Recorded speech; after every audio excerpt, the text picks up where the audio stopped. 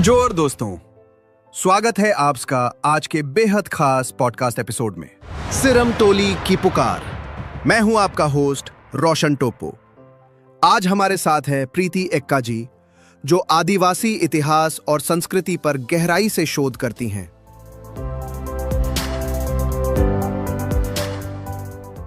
प्रीति जी, स्वागत है आपका। बहुत बहुत धन्यवाद रोशन जी। ये एक बेहद जरूरी और संवेदनशील विषय है और मुझे खुशी है कि आप इस पर चर्चा कर रहे हैं। प्रीति जी, सबसे पहले आप हमें ये बताएं कि सिरम टोली सरना स्थल का आदिवासी समाज के लिए क्या ऐतिहासिक महत्व है? सिरम टोली सरना स्थल रांची का एक अत्यंत महत्वपूर्ण धार्मिक और सांस्कृतिक स्थल है। ये स्थान 1960 के दशक में तब प्रमुखता में आया जब आदिवासी नेता कार्तिक उरांव जी ने यहाँ से सरहुल की शोभा यात्रा की शुरुआत की। ये न केवल एक पूजा स्थल है, बल्कि आदिवासी अस्मिता, प्रकृति पूजा और समुदाय की एकता का प्रतीक है। यही वो जगह है जहाँ हजारों लोग हर साल एकत्र होते हैं ताकि प्रकृति को धन्यवाद दे सकें। क्या सिरम टोली कोई एक विशेष स्थल है या ये पूरे झारखंड के सरना स्थलों में विशिष्ट स्थान रखता है? बिल्कुल, सिरम टोली को केंद्रीय सरना स्थल कहा जाता है। पूरे झारखंड भर से आदिवासी समुदाय के लोग यहाँ आते हैं।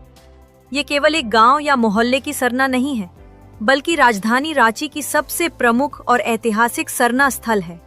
सरना धर्म और प्रकृति पूजा का संबंध इस स्थल से कैसे जुड़ता है? सरना धर्म का मूल तत्व ही प्रकृति पूजा है। जल, जंगल, जमीन। सिरम टोली में साखुआ वृक्ष के नीचे पूजा होती है, जो प्रकृति की शक्ति का प्रतीक है। यहाँ धरती आमा से शक्ति और आशीर्वाद मांगा जाता है। ये परंपरा हमें प्रकृति के साथ तालमेल में जीना सिखाती है। सरहुल जैसे त्योहारों में सिरम टोली की भूमिका कितनी केंद्रीय होती है? बहुत केंद्रीय। सरहुल पर्व पर यहीं से मुख्य शोभा यात्रा निकलती है, जो पूरे शहर में भ्रमण करती है।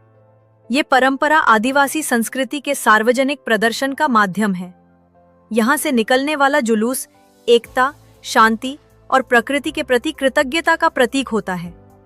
क्या आपको लगता है कि सिरम टोली सिर्फ धार्मिक स्थल नहीं, बल्कि एक सांस्कृतिक धरोहर भी है? बिल्कुल, ये एक जीवंत विरासत है। क्या राष्ट्रीय जनजाति आयोग यानी NCST की कोई भूमिका रही इस विवाद में? जी हाँ, आदिवासी सांसद आशा लकड़ा ने स्थल का निरीक्षण किया और आयोग में अनुच्छेद 338 आपेस के तहत निर्माण कार्य पर रोक लगाने की सिफारिश की। ये एक बड़ा कदम था। क्या ये विवाद केवल सिरम टोली तक सीमित है या इससे बड़ा सामाजिक संदेश निकलता है? ये पूरे देश के आदिवासी समुदाय के लिए चेतावनी है। जब राजधानी के सबसे बड़े सरना स्थल को खतरा हो सकता है, तो दूर दराज के गांव कितने सुरक्षित हैं? ये संघर्ष आत्मा की रक्षा का है। मीडिया ने इस पूरे मामले को कैसे कवर किया है? कुछ स्थानीय अखबारों ने अच्छा कवरेज दिया, जैसे प्रभात खबर, हिंदुस्तान, ANI और PTI ने भी इसे राष्ट्रीय मीडिया तक पहुंचाया। लेकिन टीवी चैनलों पर इसकी गंभीरता नहीं दिखी। स्थानीय लोगों, खासकर महिलाओं और युवाओं की इसमें क्या भूमिका रही है? महिलाओं ने बड़ी संख्या में धरना प्रदर्शन में हिस्सा लिया। युवाओं ने सोशल मीडिया पर सेव सरना जैसे अभियान चलाए। ये आंदोलन अब सिर्फ बुजुर्गों का नहीं रहा। क्या आदिवासी विधायकों की भूमिका संतोषजनक रही है? कुछ विधायक खुलकर समर्थन में आए, लेकिन अधिकांश ने चुप्पी साध रखी है। लोगों को लगता है कि राजनीतिक दबाव के कारण वे खुलकर नहीं बोल पा रहे हैं। क्या गैर आदिवासी समाज से भी समर्थन मिला? कुछ सामाजिक कार्यकर्ताओं और संगठनों ने समर्थन दिया है, लेकिन व्यापक समर्थन अभी बाकी है। सभी को मिलकर बोलना होगा। क्या आपको लगता है ये संघर्ष आने वाली पीढ़ी के लिए कोई सबक छोड़ता है? बिल्कुल, ये सिखाता है कि अगर हम एकजुट रहें तो हम अपनी विरासत बचा सकते हैं। हमारी संस्कृति कोई अवशेष नहीं, बल्कि जीवित चेतना है। कार्तिक उरांव का सिरम टोली के इतिहास में क्या योगदान रहा है? कार्तिक उरांव ने 1960 के दशक में यहाँ से सरहुल शोभा यात्रा शुरू कराई। ये कदम सांस्कृतिक पुनरुद्धार का प्रतीक था। उन्होंने समुदाय को संगठित किया और गर्व से अपनी परंपराओं को सार्वजनिक किया। क्या उनके प्रयासों ने पूरे झारखंड के आदिवासी आंदोलन को प्रेरणा दी? हाँ, उनका जीवन ही प्रेरणा है। वे एक इंजीनियर भी थे, एक सांसद भी और एक सच्चे नेता। उन्होंने संस्कृति, शिक्षा और आत्मगौरव तीनों को जोड़ा। प्रीति जी, क्या आपको लगता है कि इस विवाद का कोई शांतिपूर्ण समाधान हो सकता है?